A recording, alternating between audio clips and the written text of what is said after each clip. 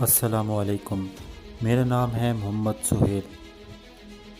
سید احمد شہید بریلوی کی تحریک اور بعض دیگر تحریکیں جو اسی تحریک سے پھوٹی تھیں، یہ تحریکیں جارحانہ انداز کی مسلم تحریکیں تھیں، اور ان تحریکوں کا مقصد صرف اور صرف یہ تھا کہ برصغیر کی مسلمان قوم ایک علیحدہ دینی اور سیاسی حیثیت رکھتی ہیں، یہ بات منوائی جائے۔ انگریزوں کے خلاف مسلمانوں کی عداوت اتنی پرزور اور اتنی نمایاں تھی کہ لارڈ ایلن نے 1843 میں اپنی برطانوی حکومت کو متنبع کرتے ہوئے لکھا تھا کہ اسے پھوٹ ڈالو اور حکومت کرو کی پالیسی پر عمل کرنا چاہیے۔ اس نے لکھا تھا کہ میں اس عقیدے کی طرف سے آنکھیں بند نہیں کر سکتا کہ وہ نسل یعنی مسلمان بنیادی طور پر ہماری مخالف ہے، اور ہماری حقیقی پالیسی یہ ہے کہ ہم ہندوؤں کے ساتھ سمجھوتہ رکھیں۔ مسلمان بڑے جذبے کے ساتھ اپنی مجروح اناہ کی تیمارداری میں مصروف تھے کہ انہیں اقتدار کی مسند سے دھکیل دیا گیا تھا، اور غاصب کے خلاف نفرت رکھتے ہوئے اپنی مجلس اور اقتصادی شکوے شکایتوں کی تلخیاں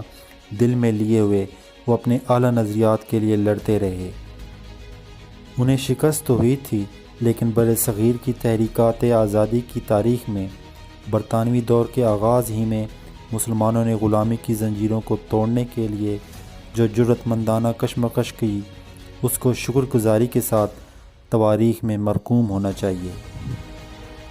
دوستو، مجدد الفسانی حضرت شاہ ولی اللہ مقدس دہلوی رحمۃ اللہ علیہ اور سید احمد شہید بریلوی، جنہوں نے خانقاہی نظام میں رہتے ہوئے عسکری جدوجہد شروع کی اور آزادی کی لڑائی لڑتے ہوئے بریلی سے پشاور اور پشاور سے بالاکوٹ تک جا پہنچے، اور بالاکوٹ میں انہوں نے جام شہادت نوش کیا۔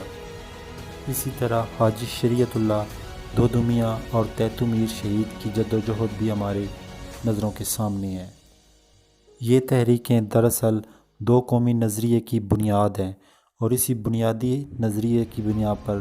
ہم نے پاکستان حاصل کیا۔ یہ تحریکیں ہمارے قومی ہیروز نے چلائیں،